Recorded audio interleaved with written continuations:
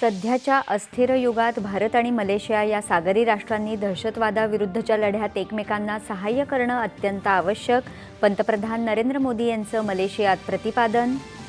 पंतप्रधान नरेंद्र मोदी आणि मलेशियाचे पंतप्रधान अनवर इब्राहिम यांच्यात क्वालालंपूर इथे शिष्टमंडळ स्तरावर बैठक. दोन्ही राष्ट्रांची समृद्धी आणि उज्ज्वल भविष्य एकमेकांशी निगडीत. पंतप्रधान. भारत आणि मलेशिया यांच्यात सेमीकंडक्टर, आरोग्य आणि औषध, सुरक्षा आणि तांत्रिक आणि व्यावसायिक शिक्षण अशा विविध क्षेत्रात 11 सामंजस्य करार. भारतातल्या शेती, दुग्ध व्यवसाय अशा संवेदनशील क्षेत्रांचं संपूर्ण संरक्षण. कृषी, MSME क्षेत्रासह मच्छीमारांसाठी $30 ट्रिलियन बाजारपेठ खुली. पीयूष गोयल. भारत अमेरिकेसोबतच्या व्यापार कराराचा आराखडा भारतीय शेतकऱ्यांचं नुकसान करणारा नाही, तर शेतकऱ्यांच्या हिताचा. केंद्रीय कृषी मंत्री शिवराज सिंह चौहान.